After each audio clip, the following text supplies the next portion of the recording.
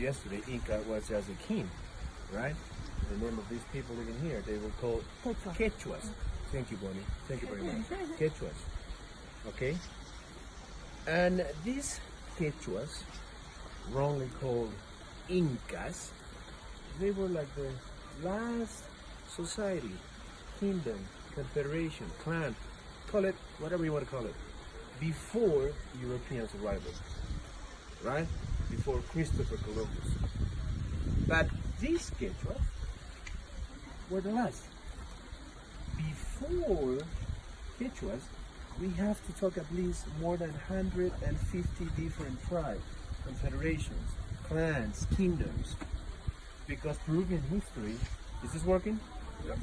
Peruvian history dates back to 5,000 years BC.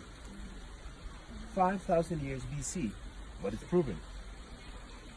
Experts, though, found Caral north of Lima 4 years ago. Caral, according to experts, dates back to 8,000 years BC. See? See what I'm telling you here? 5. Quechuas. If you grab a travel book, any travel book, they are still printing things like these Incas settled down here back in 1400 AD.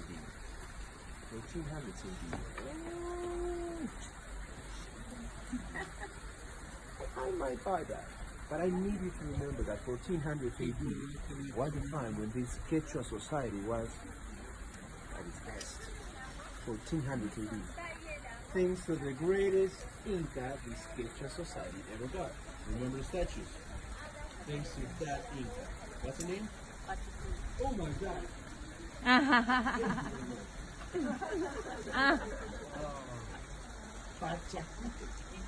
Right? Actually, started living here back in 1100 AD. And they were living here all along this valley. And Cusco Valley behind these mountains. Because there and here, the only two places where you can find farming soil consistency and water all over. It does make sense. Farming soil consistency and water together, and you have people living there. It's pretty much part of mankind history, right? So they were living here and Cusco Valley for almost 300 years. And right at the end of 1300 AD, beginning of 1400 AD, thanks to Pachacute, the ninth Inca, this Quechua society started conquering, incorporating those tribes here and there. And that was the time when this Quechua society became like the largest, biggest here. Exactly. And they became superpower, thank you Jackie, because of this. As far as we know, these Quechuas got plenty. Pizarro and his friends, when they came here to conquer this society, they describe things like, oh my God, these barbarians must have enough food for 5 or 7 bad years. That's something we don't have anymore. Perhaps not even in the United States, right? So this was the key, because once Pachacute realized that the nation over there were starving, done deal.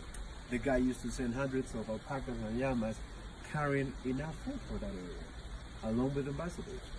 So these ambassadors used to talk to the king saying, you know what, my Inca knows that you are starving.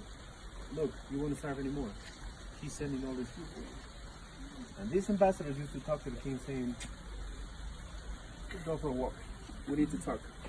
So these ambassadors used to tell young king, my Inca is inviting you to be part of his kingdom. If you take this peacefully, he will respect your religion, culture, customs, pretty much everything. I think those kings back in those days, those confederations, starving nations, didn't have much of a choice there, right? They had to say, huh, I'll take it. Because last time I checked, this is very important.